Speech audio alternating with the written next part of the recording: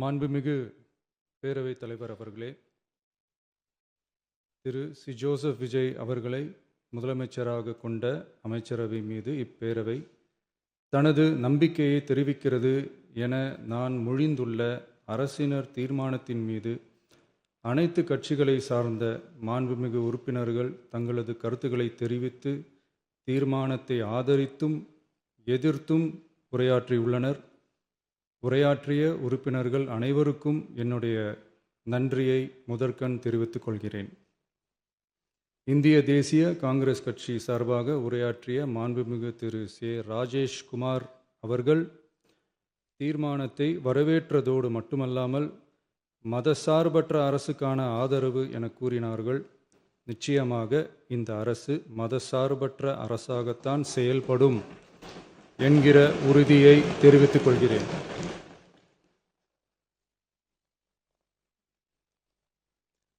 அடுத்து உரையாற்றிய இந்திய கம்யூனிஸ்ட் கட்சி மார்க்சிஸ்ட் கட்சி சார்பாக உரையாற்றிய திரு ஆர். செல்லசுவாமி அவர்கள் இந்த தீர்மானத்தை வரவேற்று முழுமையான ஆதரவு தெரிவித்துள்ளார்கள். விடுதலை சிறுத்தைகள் கட்சி சார்பாக உரையாற்றிய மாண்புமிகு உறுப்பினர் திரு வன்னி அரசு அவர்கள் உரையாற்றுகையில் நம்பிக்கை வாக்கெடுப்பில் வெற்றி பெற்று இந்த அரசு 5 ஆண்டுகள் தொடரும் என நம்பிக்கை தெரிவித்தமைக்கு என்னுடைய நன்றியை தெரிவித்துக் கொள்கிறேன். ஆதரிப்பவர்களுக்கு மட்டுமான அரசல்ல, எதிர்ப்பவர்களுக்கான அரசும் இது என சுட்டிக்காட்டியமைக்கு எனது நன்றியை தெரிவித்துக் கொள்கிறேன். முந்தைய அரசுகளால் கொண்டு வரப்பட்ட முக்கிய மக்கள் நலத்திட்டங்கள் தொடரும் என்ற உறுதியை தெரிவித்துக் கொள்கிறேன். இந்திய யூனியன் முஸ்லீம் லீக் கட்சியின் சார்பாக உரையாற்றிய மாண்புமிகு திரு ஆமு ஷாஜகான் அவர்கள் தீர்மானத்தை வரவேற்று வரலாற்று சாதனை இந்த அரசு படைக்கும் என வாழ்த்தியுள்ளார்கள். மாண்புமிகு உறுப்பினர் திரு எஸ். காமராஜ் அவர்கள் தீர்மானத்தை வரவேற்று உரையாற்றியுள்ளார்கள். இந்திய கம்யூனிஸ்ட் கட்சி சார்பாக உரையாற்றிய மாண்புமிகு திரு ராமச்சந்திரன் அவர்கள் தீர்மானத்தை வரவேற்று பேசியுள்ளார்கள்.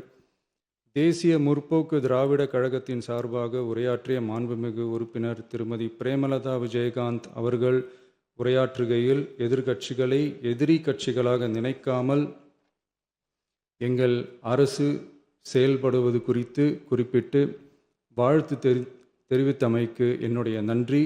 மேலும் ஓரிரண்டு கருத்துக்களை தெரிவித்து தெளிவுபடுத்த வேண்டுமென்று கேட்டுக்கொண்டார்கள். I will rethink about it.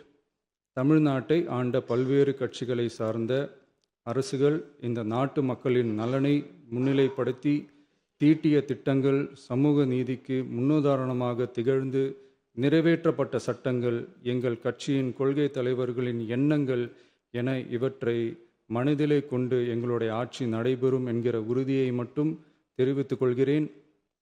Bharatiya Janata கட்சி சார்பாக பேசிய திரு எம்.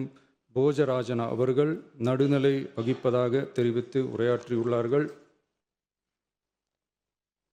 பாட்டாளி மக்கள் கட்சியின் சார்பாக அடுத்து உரையாற்றிய மாண்புமிகு முனைவர் திருமதி சௌமியா அன்புமணி அவர்கள் உரையாற்றுகையில் விவசாயிகள், இளைஞர்கள், மகளிர் நலன், மது ஒழிப்பு குறித்து செயல்படுத்தப்பட வேண்டிய திட்டங்கள் குறித்து குறிப்பிட்ட தீர்மானத்திலிருந்து விலகி நிற்பதாக தெரிவித்துள்ளார்கள். மகளிர் பாதுகாப்பிலிருந்து தவிர எந்த அரசு இம்மியளவும் இடம் தராது. அடுத்து உரையாற்றிய மாண்புமிகு திரு மு. தமிழன் அன்சாரி, மாண்புமிகு திரு கே. நித்யானந்தன், மாண்புமிகு முனைவர் எம்.எச். ஜவாஹிருல்லா, மாண்புமிகு திரு எடப்பாடி கே. பழனிசாமி அவர்கள் மற்றும் ஆகியோர் உரையாற்றுகையில் தீர்மானத்தை எதிர்த்து உரையாற்றியுள்ளார்கள். எதிர்க்கட்சி தலைவர் வெளிநடப்பு செய்துவிட்டார்கள். மாண்புமிகு திரு எஸ்.பி. வேலுமணி அவர்கள் தீர்மானத்தை ஆதரித்து உரையாற்றியுள்ளார்கள்.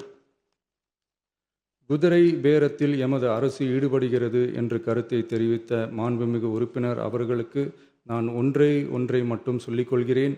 இந்த அரசு குதிரை வேகத்தில் செயல்படுகிற அரசே தவிர குதிரை பேரத்தில் ஈடுபடுகிற அரசு இல்லை என்பதை ஆணித்தரமாக தெரிவித்துக் கொள்கிறேன். நம் தமிழ்நாட்டின் முன்னேற்றத்திற்கு உழைத்த தலைவர்கள் வழிகாட்டிய கொள்கைகளிலிருந்து இம்மி அளவு விலகாமல் நிச்சயமாக இந்த ஆட்சி நடைபெறும். எனவே நான் மொழிந்துள்ள இத்தீர்மானத்தை மாண்புமிகு உறுப்பினர்கள் அனைவரும் ஏகமனதாக நிறைவேற்றித் தர வேண்டுமென்று கேட்டுக்கொண்டு அமர்கிறேன்.